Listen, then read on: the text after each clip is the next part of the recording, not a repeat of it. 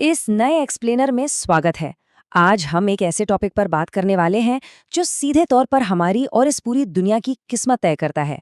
आखिर समाज कैसे विकसित होते हैं और वक्त के साथ जनसंख्या में इतने हैरान करने वाले बदलाव कैसे आते हैं। मतलब ये बस आंकड़े नहीं है, ये हमारे आपस की दुनिया की पूरी तस्वीर है। तो चलिए शुरू करते हैं।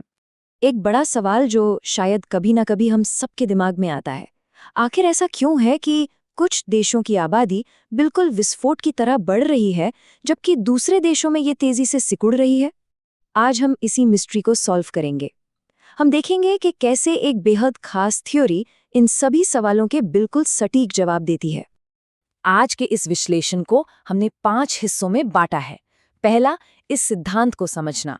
दूसरा, आबादी में बदलाव के 5 चरण। तीसरा, इस ट्रांजिशन के मेन ड्राइवर्स। चौथा, इस थ्योरी की आलोचनाएं। और आखिर में ये सब इतना मैटर क्यों करता है। तो चलिए सीधे पहले हिस्से पर चलते हैं, समझते हैं कि ये डेमोग्राफिक ट्रांजिशन आखिर है क्या। डेमोग्राफिक ट्रांजिशन यानी जनसंख्यकीय संक्रमण। असल में ये एक ऐसी प्रोसेस है जहां कोई समाज हाई बर्थ और डेथ रेट वाली स्थिति से निकलकर लो बर्थ और डेथ रेट की तरफ बढ़ता है। ध्यान देने वाली बात यह है कि आबादी का बढ़ना कोई कांस्टेंट चीज नहीं है। जैसे जैसे समाज इकोनॉमिकली और सोशली आधुनिक होता है, आबादी के आंकड़े भी एक सिस्टम के तहत बदलते हैं। अगर इसके पीछे की हिस्ट्री देखें तो सबसे पहले 1929 में वॉरेन थॉम्सन ने इस कॉन्सेप्ट का आइडिया सामने रखा था और फिर 1945 में आकर फ्रैंक नोटिस्टेन ने इस थ्योरी को एक प्रॉपर सिस्टमैटिक रूप दिया। सच कहूं तो ये पूरी धारणा इंडस्ट्रियल रेवोल्यूशन यानी औद्योगिक क्रांति के दौरान और उसके बाद वेस्टर्न यूरोप में आए जनसंख्या बदलावों को ऑब्जर्व करके बनाई गई थी। आइए अब आते हैं दूसरे भाग पर, बदलाव के 5 चरण। यहाँ हम देखेंगे आबादी बदलने की पूरी टाइमलाइन, प्री इंडस्ट्रियल से शुरू होकर पोस्ट मॉडर्न तक का ये सफर आप इस टेबल में देख सकते हैं।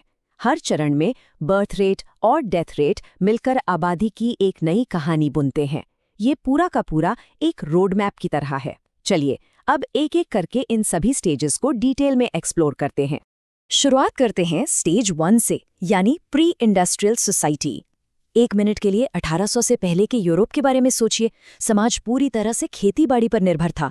महामारी, भूखमरी और बीमारियां इतनी आम थी और मेडिकल फैसिलिटीज न के बराबर कि डेथ रेट बहुत हाई था। नतीजा, चाहे कितने भी बच्चे पैदा हों, आबादी लगभग एक ही जगह रुकी रहती थी। ग्रोथ बिल्कुल स्टैग्नेंट थी। इस सफर का सबसे दिलचस्प हिस्सा लोगों की सोच में आने वाला बदलाव है। देखिए, खेती वाले समाज में बच्चों को एक आर्थिक संपत्ति यानी इकोनॉमिक एसेट माना जाता था क्योंकि वो खेत में हाथ बटाते थे। लेकिन जैसे ही हम शहरी समाज में आते हैं, इक्वेशन बिल्कुल पलट जाती है। वहाँ बच्चे एक आर्थिक खर्च बन जाते हैं जिन पर पढ़ाई और हेल्थ के लिए अच्छा खासा पैसा खर्च करना पड़ता है।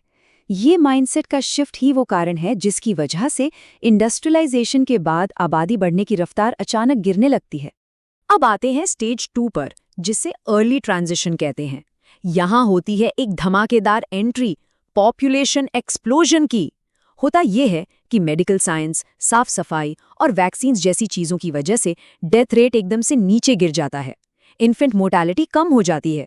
लेकिन सामाजिक परंपराओं के चलते बर्थ रेट अभी भी हाई ही रहता है। इसका रिजल्ट होता है बहुत तेजी से बढ़ती हुई आबादी। आज के वक्त में सब सहारन अफ्रीका के देश जैसे नाइजर और माली बिल्कुल इसी स्टेज में हैं। इसके बाद आता है स्टेज 3, लेट ट्रांजिशन। यहाँ आकर आबादी के बढ़ने की वो तेज रफ्तार थोड़ी धीमी पड़ने लगती है। जैसे जैसे शहरीकरण बढ़ता है, परिवार नियोजन की सुविधाएं बेहतर होती हैं और सबसे ज़रूरी बात, महिलाओं को एजुकेशन और रोजगार मिलने लगता है, तो बर्थ रेट आखिरकार गिरना शुरू हो जाता है।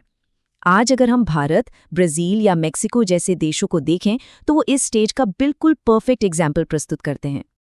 आगे बढ़ते हैं स्टेज 4 और 5 की तरफ, जो पोस्ट इंडस्ट्रियल और पोस्ट मॉडर्न कल को दर्शाते हैं।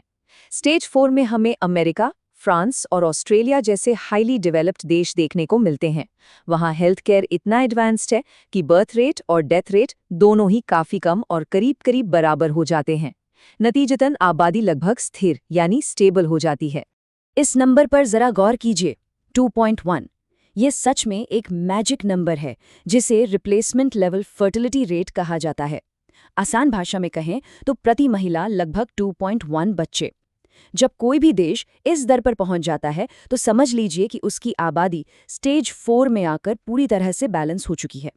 लेकिन कहानी यहाँ खत्म नहीं होती। स्टेज 5। सच कहूँ तो इस थियोरी को बनाते वक्त शुरू में किसी ने इस स्थिति का अंदाजा ही नहीं लगाया था। इस स्टेज में बर्थ रेट 2.1 के रिप्लेसमेंट लेवल से भी नीचे चला जाता है। इसका असर ये होता है कि जनसंख्या बढ़ने के बजाय धीरे धीरे सिकुड़ने लगती है और समाज में बुजुर्गों की तादाद तेजी से बढ़ती है। जापान और साउथ कोरिया आज बिल्कुल इस डरावने सच का सामना कर रहे हैं, जहां श्रिंकिंग वर्कफोर्स और पेंशन्स का बढ़ता बोझ एक बहुत बड़ी चुनौती बन चुका है। चलिए अब बढ़ते हैं तीसरे भाग की तरफ, संक्रमण के मुख्य कारण, यानी वो ड्राइविंग फोर्सेस जो इस पूरे बदलाव को आगे बढ़ाते हैं। आखिर इन बदलावों के पीछे का इंजन क्या है? मेडिकल प्रगति, जैसे वैक्सीन्स और एंटीबायोटिक्स, जो शुरुआत में डेथ रेट गिराते हैं। फिर आता है आर्थिक विकास और शहरीकरण, जो बल श्रम की आर्थिक वैल्यू को खत्म कर देते हैं। और हाँ, इसका सबसे बड़ा और सबसे असरदार ड्राइवर है महिलाओं की शिक्षा और फैमिली प्लानिंग तक उनकी आसान पहुंच। ये बिल्कुल क्लियर दिखाता है कि कैसे साफ पानी या फीमेल एजुकेशन जैसे फैक्टर्स सीधे तौर पर किसी देश का पूरा डेमोग्राफिक नक्शा बदल कर रख देते हैं। अब आते हैं चौथे भाग पर, आलोचनाएं और कमियां। हर थ्योरी की तरह इसके भी कुछ ब्लाइंड स्पॉट्स हैं। इस थ्योरी की सबसे बड़ी आलोचना ये है कि ये पूरी तरह से वेस्टर्न यूरोप के अनुभवों पर आधारित है, जिसे हम यूरोसेंट्रिक बायस कह सकते हैं। ये मान लेना कि दुनिया का हर देश बिल्कुल एक ही रास्ते पर और एक ही स्पीड से इन 5 चरणों से गुजरेगा, थोड़ा गलत है। अलग अलग कल्चर्स, रिलीजन्स और इकोनॉमीज के चलते हर देश का आबादी बदलने का सफ़र पूरी तरह से अलग हो सकता है। एक और बहुत बड़ा ब्लाइंड स्पॉट है जो हम यहाँ देख सकते हैं। ये थियोरी अंतर्राष्ट्रीय प्रवास यानी इंटरनेशनल माइग्रेशन और सरकारों के राजनीतिक हस्तक्षेपों को तो जैसे भूल ही जाती है। जरा सोचिए, जब किसी देश में भारी तादाद में लोग माइग्रेट करके आते हैं तो वहाँ की डेमोग्राफी अचानक बदल जाती है। या फिर चाइना की 1 चाइल्ड पॉलिसी का ही उदाहरण ले लीजिए। ऐसी सख्त सरकारी नीतियां नेचुरल ट्रेंड्स को बिल्कुल उलट-पुलट कर देती हैं, जिसका इस मॉडल में कहीं कोई जिक्र नहीं है। और अब हम आते हैं अपने आखिरी और सबसे महत्वपूर्ण भाग पर। ये सब डायनामिक्स आखिर इतने मैटर क्यों करते हैं? इनका क्या असर पड़ता है? देखिए, असली दुनिया में सरकारों और प्लानर्स के लिए इस विश्लेषण की कीमत बहुत ज़्यादा है। जो देश अभी शुरुआती स्टेजेस में हैं, उन्हें अपना सारा फोकस और पैसा हेल्थ केयर, फूड सिक्योरिटी और सफाई व्यवस्था पर लगाना होता है। वहीं दूसरी तरफ जो देश आखिरी स्टेजेस तक पहुंच गए हैं, उन्हें एक बिल्कुल अलग तरह की चुनौती का सामना करना पड़ता है, जैसे पेंशन सिस्टम में सुधार करना, बुजुर्गों की देखभाल का खर्च उठाना और इकोनॉमी चलाने के लिए नए इमिग्रेशन रूल्स बनाना। ये बिल्कुल एक जायंट पजल को सॉल्व करने जैसा है। तो दोस्तों, ये पूरा विश्लेषण एक बेहद उत्तेजक और सोचने पर मजबूर कर देने वाले सवाल पर आकर रुकता है।